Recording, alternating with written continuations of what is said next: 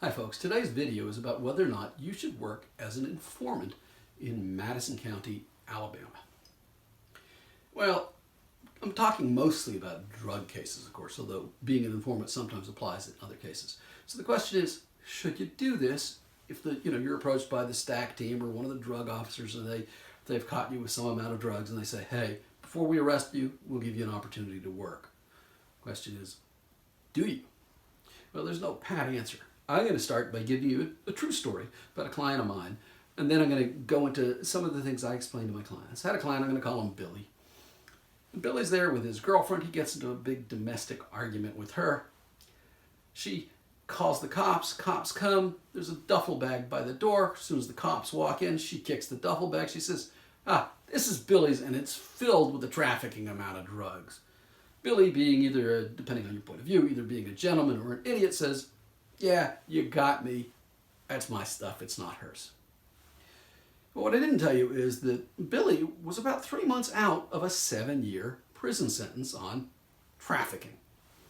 And so Billy was in big trouble. They had a good case against him. He calls me up, Mr. Siegel, what do I do?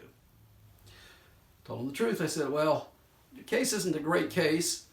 They got you dead to rights. You're going in front of the same judge who sentenced you to 7 years the first time. He's not going to be happy. You're only 3 months out of prison. I don't know what he's going to do, but it's going to be worse than the 7 years you did on the first one. It could be up to life. But he says, well, what about if I work as an informant? I said, well, Billy, you know that if you work as an informant, that has its downsides as well. I mean, as the old saying goes, snitches get stitches, or snitches sleep with the fishes, or as the mob used to do, they'd kill a canary, they'd shove it in the snitch's mouth. The old canaries sing. The idea and the message to other people is, hey, dead birds don't sing, don't be a canary, keep your mouth shut, don't be a snitch, don't be a rat. Billy was aware of that, and his response was, hey, you know what? If I've been to prison, it's rough. If I go to prison again, I could get stabbed, killed in prison. I can get killed, stabbed on the street. I think I'd rather take my chances being an informant on the street.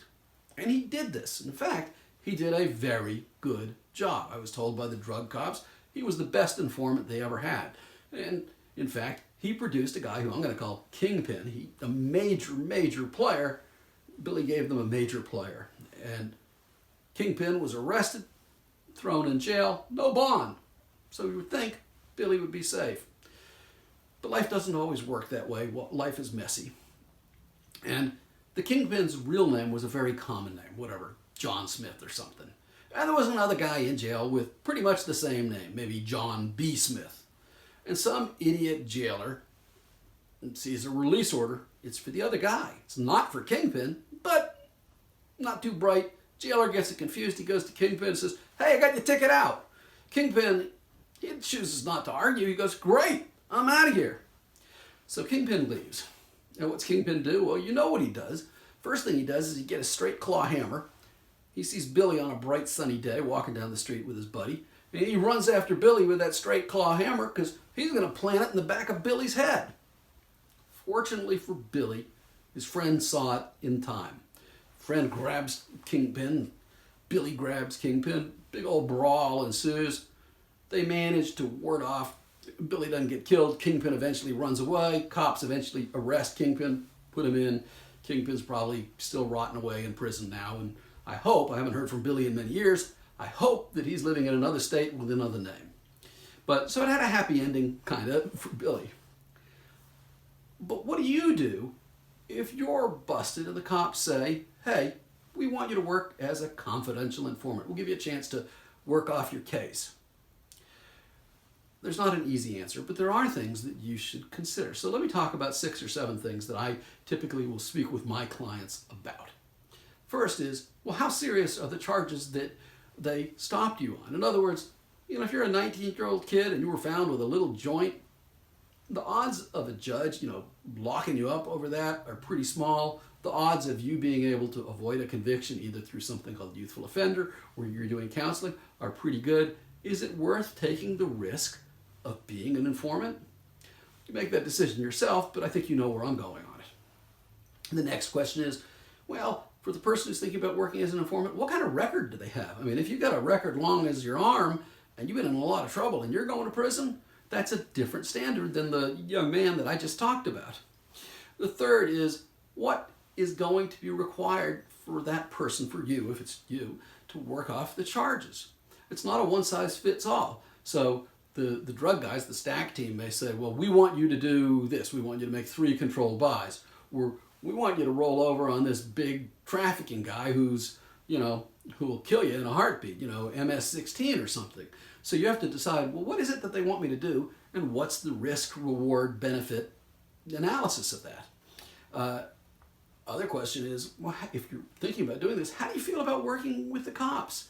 Some of my clients have said, there is no way, I'm no rat, I'm not working for the cops. Too bad. Other people say, you know what?